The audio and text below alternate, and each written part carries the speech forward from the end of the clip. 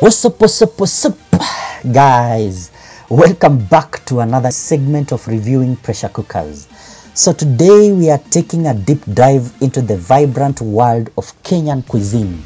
Buckle up as we explore Kenyan foodstuffs that are not recommended for cooking in a pressure cooker, whether it is manual or electric.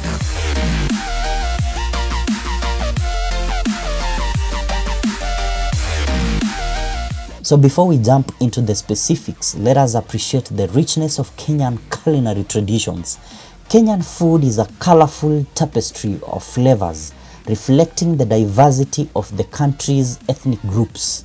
From nyama choma to sukuma wiki, each dish tells a unique story that connects to the heart of Kenyan culture. So our first stop on this culinary journey is nyama choma, Kenya's beloved grilled meat. Traditionally prepared over an open flame, nyama choma delights the taste buds with its smoky flavor and irresistible char. Unfortunately, a pressure cooker simply cannot replicate that signature taste and texture. Ugali, the quintessential Kenyan staple, takes center stage next. This maize-based dish is traditionally prepared through slow simmering and constant stirring. Attempting to use a pressure cooker might compromise the desired texture and consistency of ugali.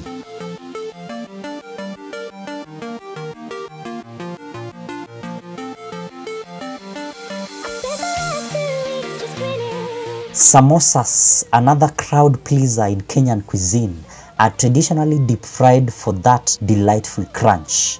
So trying to use a pressure cooker may result in a different texture, deviating from the expected crispness.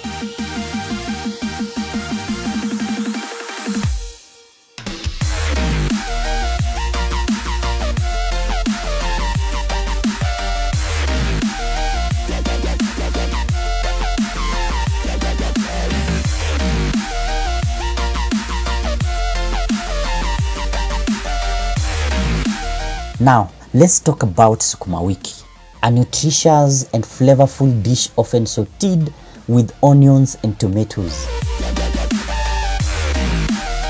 The pressure cooker's high heat might overcook the greens, affecting their texture and vibrant taste. So it is not recommended to cook sukuma wiki in a pressure cooker.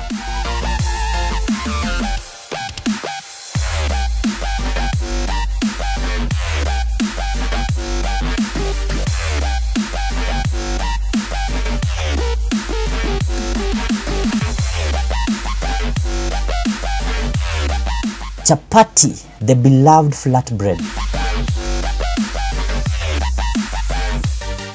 Traditionally prepared on a stovetop or griddle, chapati gains its perfect texture and slight crispness through pan cooking, an effect not easily achieved with a pressure cooker.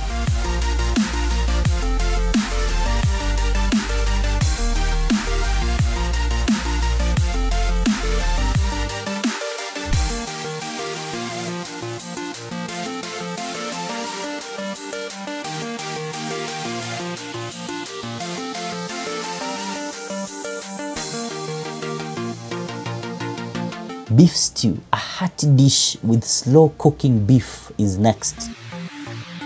The slow cooking process allows flavor to meld and the meat to become tender. Using a pressure cooker might not capture the same depth of flavor.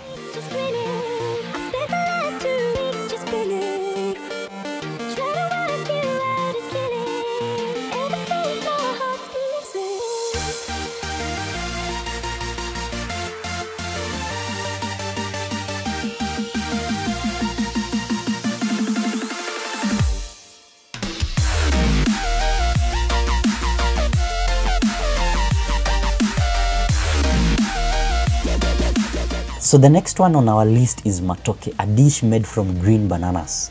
This delicacy is often stewed to perfection, and using a pressure cooker may result in a texture that is too soft.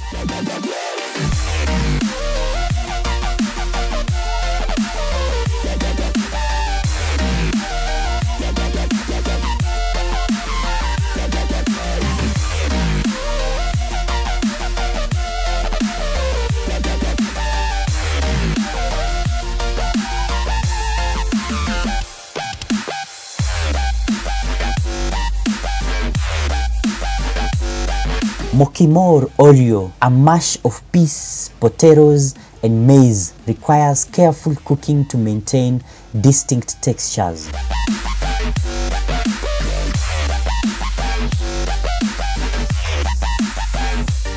The pressure cooker might lead to an overly soft consistency, impacting the dish authenticity.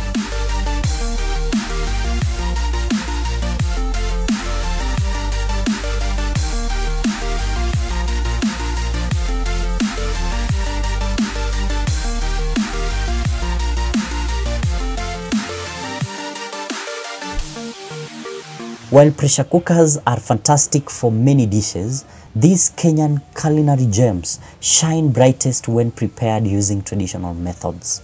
Always remember, each dish has a story to tell, and preserving its authenticity is key to enjoying the true flavors of Kenyan cuisine. Stay tuned for more culinary adventures, and until next time guys, happy cooking!